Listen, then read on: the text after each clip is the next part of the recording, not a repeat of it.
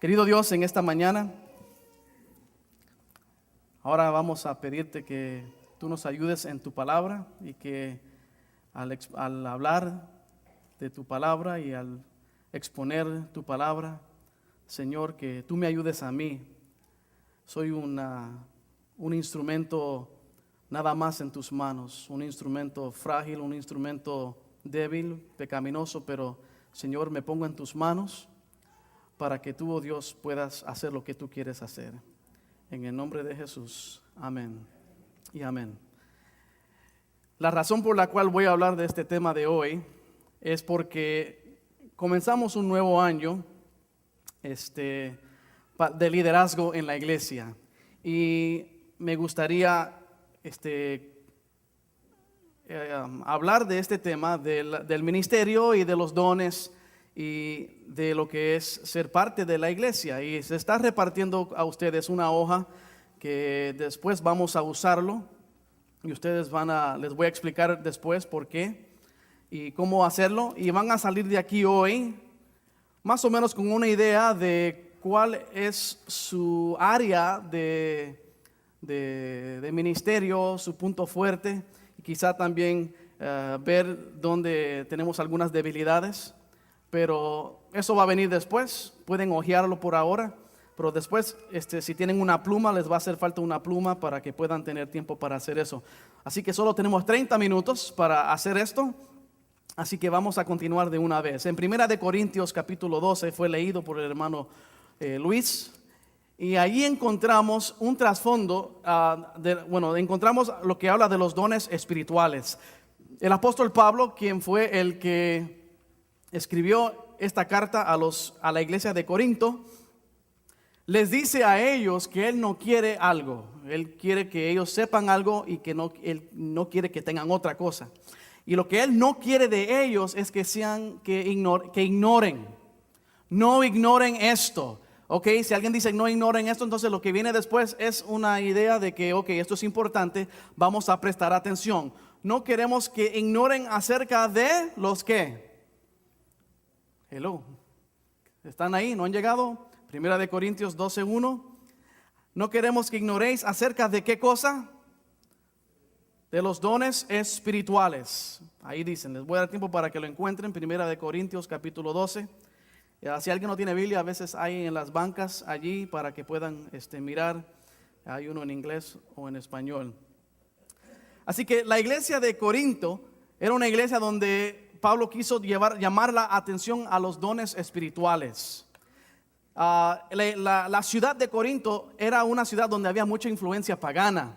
Y Pablo había llegado a plantar una iglesia y Apolos llegó después para darle seguimiento a estos nuevos cristianos. Y después hubo mucho crecimiento en la iglesia. Pablo tuvo mucho éxito en esta ciudad.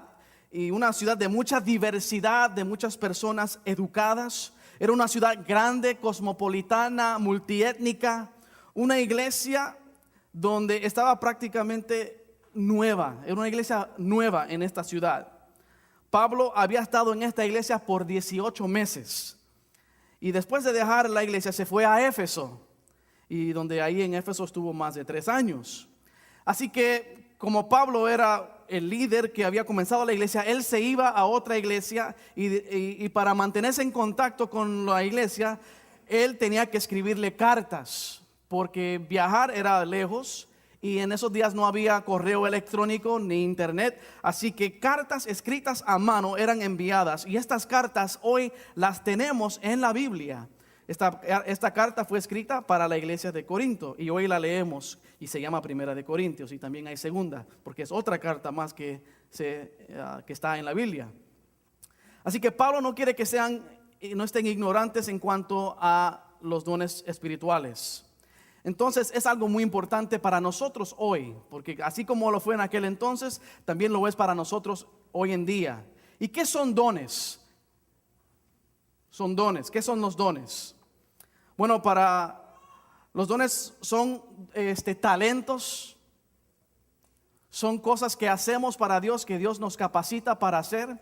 A veces son cosas que nosotros ya sabemos cómo hacer, pero cuando lo hacemos para Dios es un don y lo usamos para Dios. Y también es algo sobrenatural que no haríamos nosotros por nosotros mismos. Por ejemplo, en el libro de Hechos capítulo 2 habla de que los cristianos empezaron a hablar en otros idiomas. Ellos no hablaban en otros idiomas antes, pero en el momento indicado Dios les dio el don de hablar en otros idiomas y empezaron a predicar, y eran otros idiomas porque los que estaban ahí escuchándolo dicen: ¿acaso no los escuchamos hablar de las maravillas de Dios en nuestro idioma?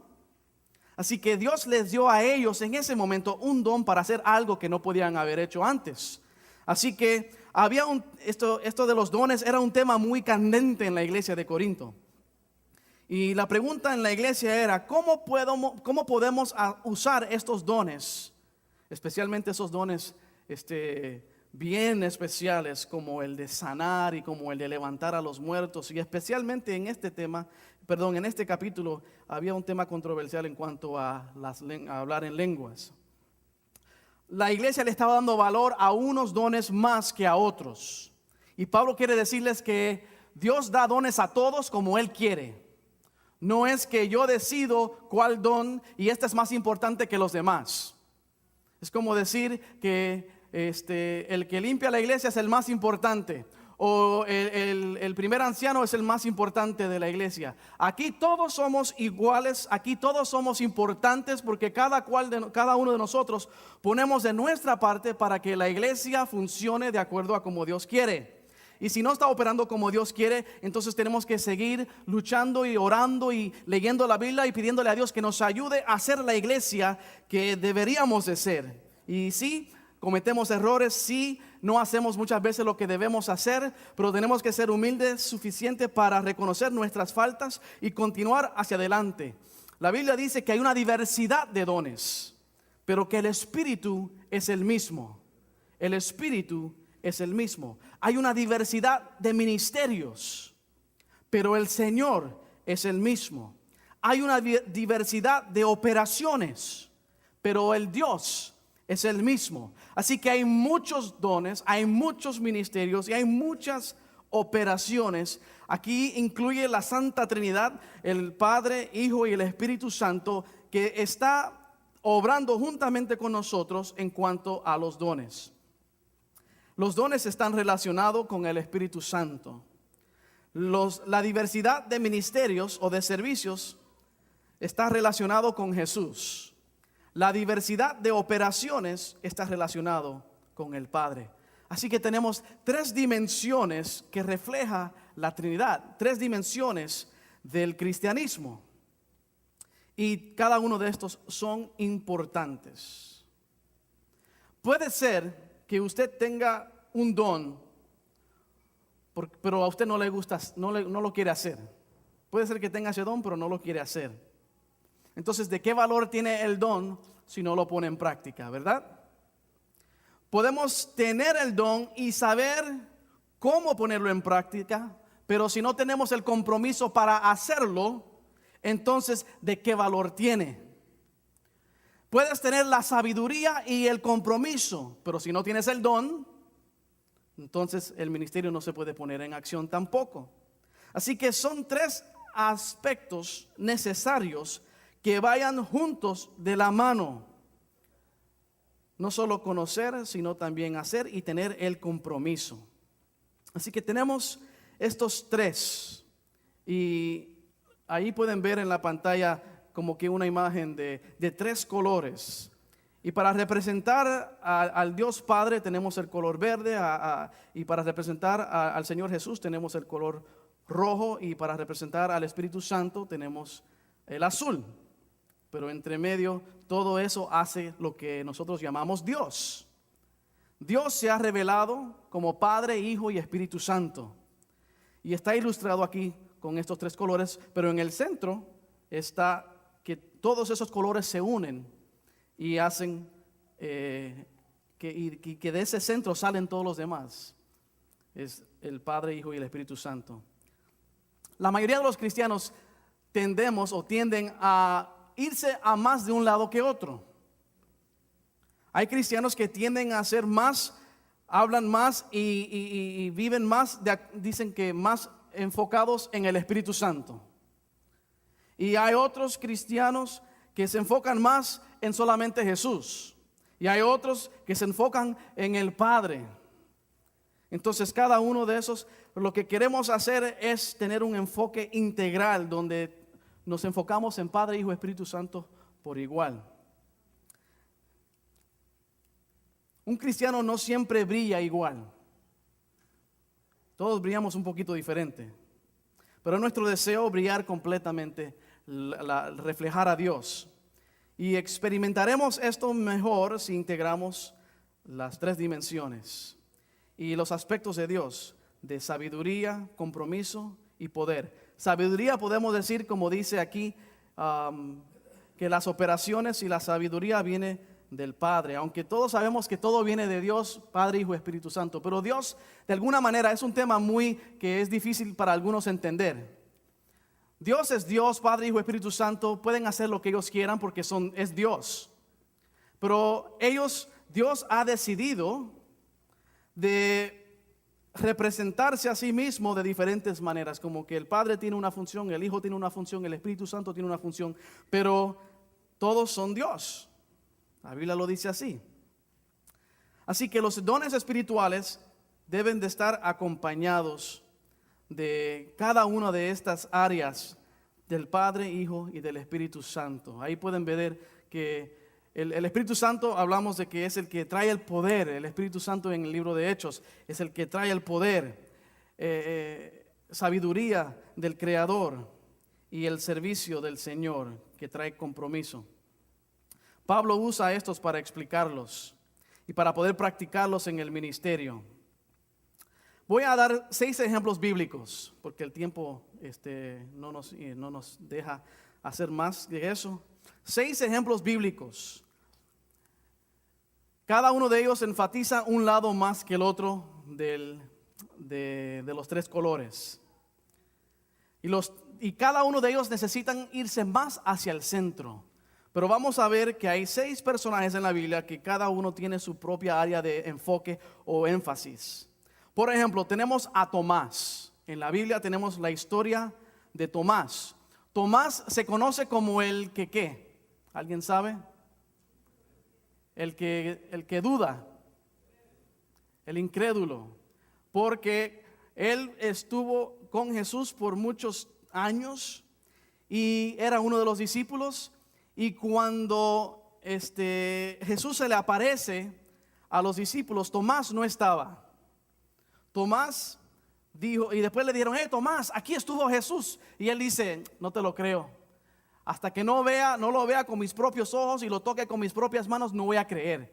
Tomás es un ejemplo del creyente escéptico. No es incrédulo completamente, solo que es escéptico. Yo soy medio escéptico. Yo no creo todo lo que la gente me dice. Aún si alguien me dice algo de la Biblia, yo también tengo que decirle: a ver, ¿dónde dice eso? ¿Y por qué llegas a esa conclusión? Yo tengo un poquito de escepticismo. No tomo todo por sentado porque así lo dicen. Yo tengo que verlo por mí mismo. Así que los puntos fuertes de este personaje de Tomás es que tiene una mente crítica e inquisitiva. Y uno dice, no le gusta cuando alguien le lleva la contraria. ¿Por qué no simplemente crees? Le decimos. Bueno, si todo el mundo simplemente creyera sin preguntar y sin tener una mente analítica o crítica o inquisitiva, entonces simplemente nunca seríamos desafiados a conocer más. Si nadie te pregunta por qué crees lo que crees, no pensarías en la razón por la que alguien no cree. Entonces eso te lleva a la Biblia, te lleva a orar, te lleva a pedirle a Dios que te enseñe por qué creo lo que creo. Yo llegué a un punto de mi vida donde yo tuve que decidir por mí mismo que yo quería saber que lo que mis padres me enseñaban era cierto por mí mismo. Y cada uno de ustedes llegan a un punto así, de no simplemente van a seguir la fe de sus padres. Cada uno tiene que decidir por sí mismo que si va a vivir lo que sus padres le enseñaron o van a buscar lo que ustedes creen lo que era cierto. Y yo lo encontré buscándolo por mí mismo en la Biblia, no solamente por lo que me dijeron. Así que Tomás era este tipo medio escéptico. Jesús dijo: yo soy el camino, la verdad y la vida. Nadie viene al Padre si no es por mí. Y entonces Él dice, Señor Jesús, dice Tomás, yo sé eso, pero no sabemos a dónde vas. Entonces, ¿cómo podemos saber el camino? Él le hace esa pregunta a Jesús. ¿Te vas? Ok, pero ¿para dónde vas? No sabemos para dónde vas. Explíquenos. Así que si no fuese como personas como Tomás, nunca nos sentiríamos incómodos con preguntas que nos hacen pensar. Y el cristianismo entonces se movería a paso de tortuga. Ahora, ¿cómo tratamos a personas como Tomás? Tomás dijo, si no veo sus manos y sus pies, pues y no veo con mis propios ojos y no lo llego a tocar, no voy a creer. Pero Jesús no reaccionó criticándolo después. Jesús, cuando se apareció después por segunda vez delante de sus discípulos, ahí estuvo Tomás. Y él no le dijo, Tomás, incrédulo, ¿por qué no creíste? ¿No sabías que yo iba a resucitar y les iba a aparecer? Él quería pruebas. Entonces Jesús le dijo, Tomás, pon tu dedo aquí y ve mis manos. Y entonces le dio lo que él estaba pidiendo. Jesús tuvo compasión de él. Así que como no has visto, Tomás, le has dicho, como no has visto, no creíste, pero ahora que ves, estás creyendo. Pero bendecidos más son aquellos que no ven, pero creen. Así que su punto débil era que era medio escéptico, pero su escepticismo lo hace hacer preguntas. Pero Jesús no lo regaña. Jesús le dice, aquí estoy, mira, aquí están las pruebas. Aquí están las pruebas. Pero ¿sabes qué, Tomás? Hay otros que no van a ver como tú y van a creer. Eso es una bendición aún mayor. Ahora, hay otro personaje en la Biblia que se llama Marta. Marta. Marta era una persona muy controladora. Aquí no tenemos personas así, ¿verdad? Que les gusta controlar. A ver, esposos, esposas, ¿pueden ustedes decir más que cualquier otra persona quién es si alguien que le gusta controlar? En la iglesia hay personas que les gusta controlar. En el trabajo hay personas que quieren controlar, aunque no tengan el puesto, quieren controlar. Hay alguien en la familia que es el que controla, y a veces cae mal y a veces cae bien. Marta era una de esas personas, pero no vamos a decir cosas malas. Hay cosas fuertes, cosas buenas y cosas que pueden ella mejorar. Personas así como ella no están tan abiertos a ser enseñados. Todo lo demás es un temor de que ya yo sé lo que tengo que saber, o que yo sé lo que hay que hacer. Simplemente hacen cosas y son personas con quien se puede confiar realmente. Son los que hacen las cosas y las quieren hacer bien. Y no me vengan con ninguna excusa, porque así es, la Biblia lo dice así y es así que se debe hacer. Y a veces la gente como que, no quiero andar con esa persona. Así que Marta a veces era así. ¿Por qué? Cuando llegó Jesús a su casa, Marta se metió a la cocina y empezó a cocinar y empezó a hacer un banquete. Y estaba tan preocupada con aquí está Jesús en la casa, tengo que cocinar, tengo que prepararle la comida, el piso está sucio, la ropa está sucia, el cuarto está sucio, tengo que limpiar. Y empieza a sudar y a trabajar y a cansarse. Y de repente, ¿y María dónde está? María. Y ahí está María al lado de Jesús, escuchándolo hablar. Y una persona como María ve eso y se enoja y dice, ¿qué estás haciendo allí simplemente orando, simplemente leyendo la Biblia y no haces nada? Y se queja a ella, se queja con Jesús. Así que la respuesta de Jesús no fue un regaño para ella, como decirle, vas a regañar a María, te voy a regañar a ti ahora. No, Jesús le dice, Marta, Marta, como de una manera cariñosa, repitiendo su nombre, tan trabajada y atareada con tantas cosas. Él aprecia el ministerio de ella, lo que ella hace. Estás tan ocupada, estás tan trabajada, agobiada, con tanto que hacer. Pero una cosa es necesaria, y María ha decidido la parte buena. En Lucas 10:42 dice esa. Y esta parte, o sea, que ella ha hecho algo que tú necesitas. Está bien que trabajes y que te gusta hacer las cosas bien, pero también no te olvides de lo que está haciendo María, que es una parte muy importante. Ahora tenemos a María, ahí está al otro lado. Ella es la que quería estar siempre a los pies de Jesús. Ella había desarrollado una sensibilidad hacia la dimensión espiritual. Las personas como ellas pueden dejarlo todo y poner la preocupación a un lado, no le preocupa nada. Y las personas como María no les importa la crítica, le pueden criticar y a ella no le importa, le resbala, no le importa. ¿Hay personas así aquí? Sí, ¿verdad? Hablen lo que hablen, a mí no me importa, a mí no me dan de comer ni me pagan la renta. Así que yo sigo viviendo mi vida.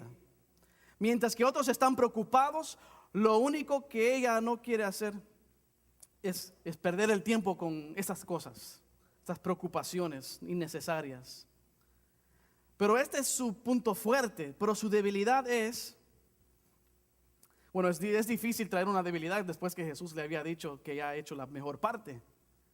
Pero, ¿qué tiene de malo lo que ella hizo? Bueno, nada, pero no puede estar siempre ella a los pies de Jesús escuchando nada más.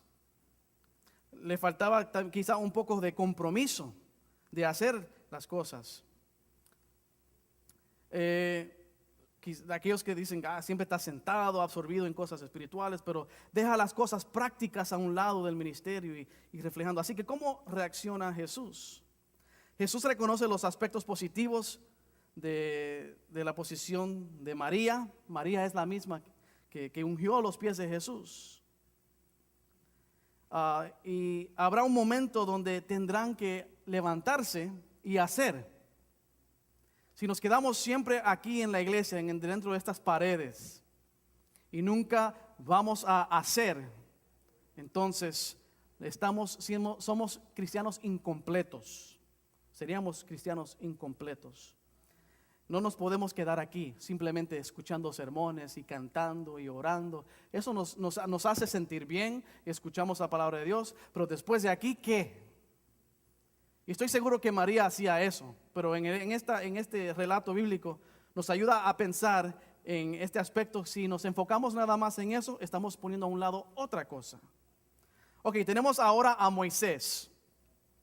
Moisés es el creyente que ya está tan agotado, así como lo estaba Marta. Pero la debilidad de Moisés no era el conocimiento, porque él era muy estudiado en las mejores escuelas de Egipto. El compromiso no era su debilidad, porque si alguien tenía compromiso de encargarse de más de 1 millón de personas, era Moisés. Tenía tremenda dedicación, pero su debilidad es que le faltaba poder de muchas maneras. El llamado de Dios hacia Moisés era de tremendo desafío, pero su reacción era negativo. Yo, Señor, ¿cómo voy a hacerlo yo? Yo no sé cómo hacer eso. Yo no tengo la habilidad para hacer eso. No tengo las fuerzas para hacer. Yo no sé cómo hablar.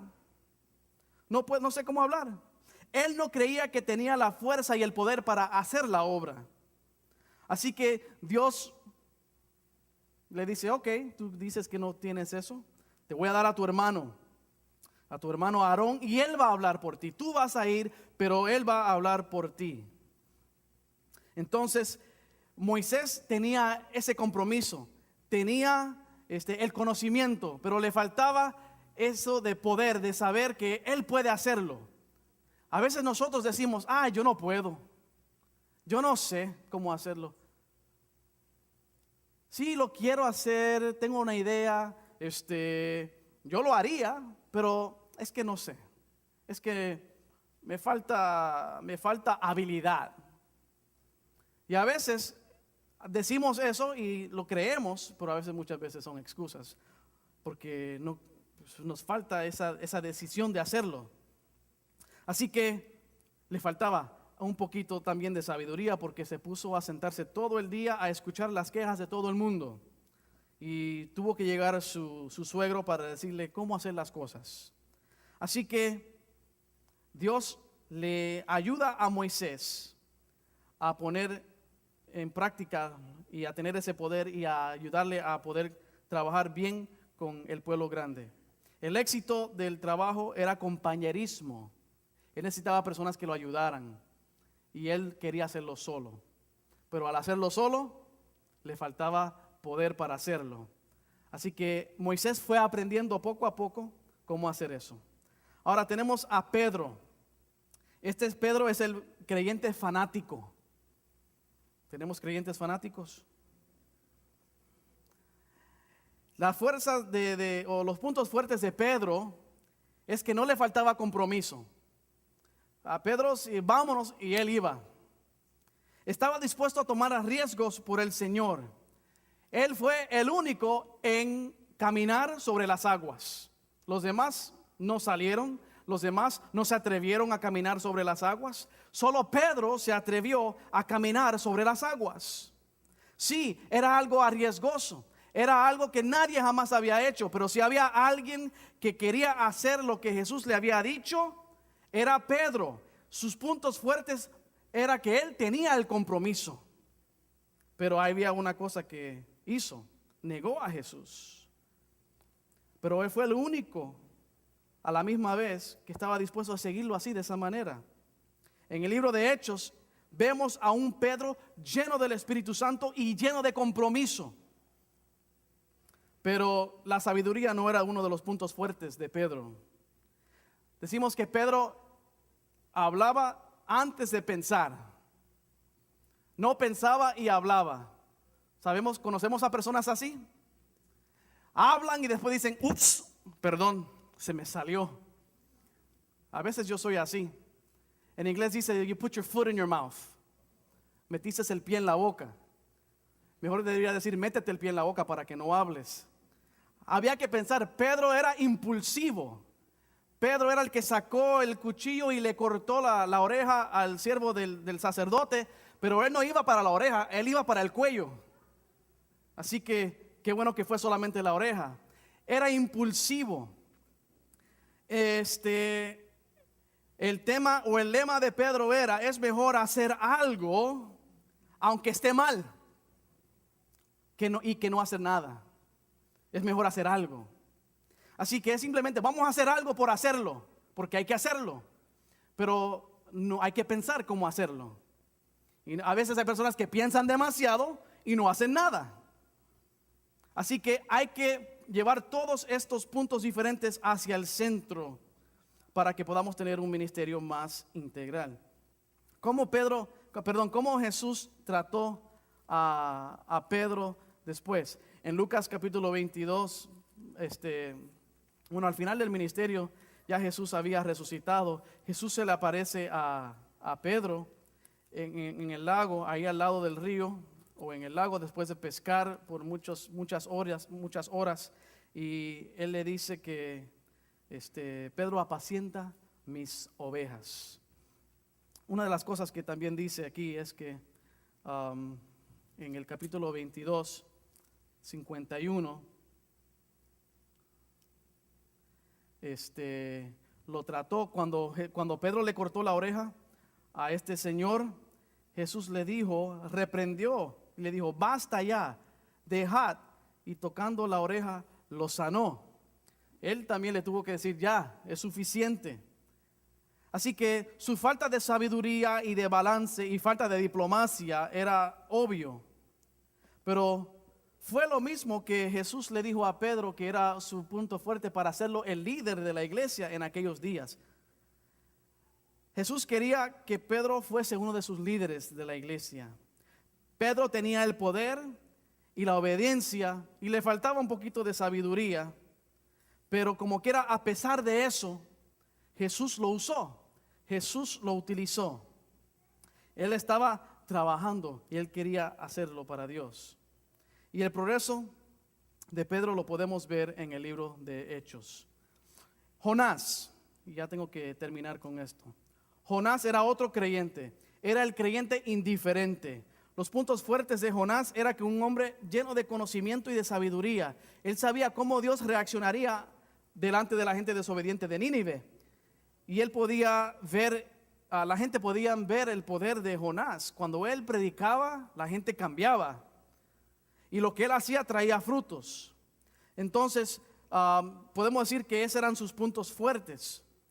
Es más, la gente tenía tanto respeto para el Dios de Jonás que dijeron, cuando lo tiraron del barco, dijeron, wow, ese Dios es el verdadero Dios, mira como todo lo que pasó aquí. Él trató de huir, era su debilidad, le faltaba el compromiso, no tenía el deseo de hacer lo que Dios le había pedido. Él prefirió irse corriendo lejos de Dios y del compromiso de la misión. Se trató de ir, pero Dios no lo dejó ir. Y entonces, ¿cómo tratamos a personas como Jonás? Dios actuó con amor y con firmeza.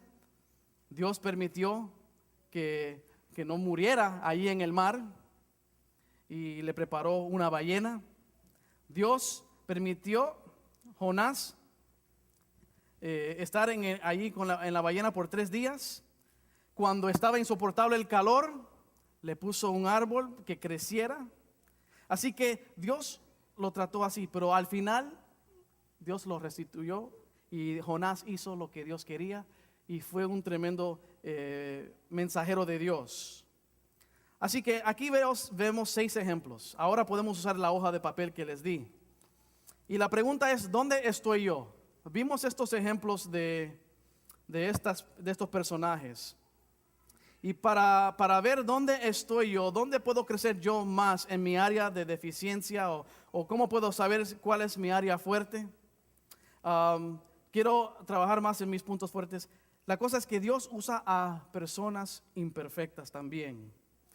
No nos debemos de concentrar nada más en nuestras debilidades, sino desarrollar nuestras fuerzas. Y a Pedro, el que no tenía sabiduría, pero tenía liderazgo. Moisés no tenía poder, pero tenía el compromiso.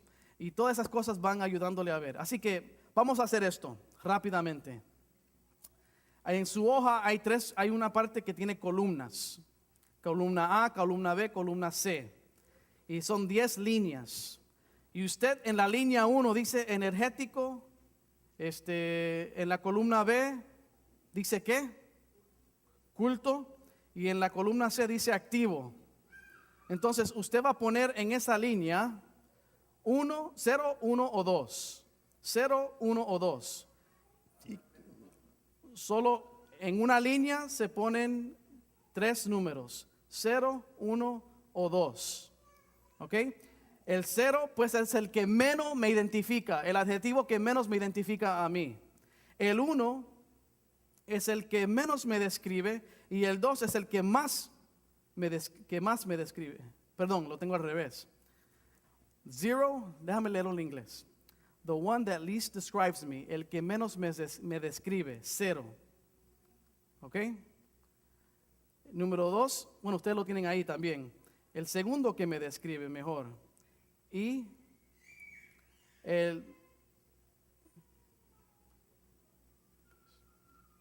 ¿alguien me presta la hoja? Lo estoy leyendo, parece que lo escribí diferente aquí.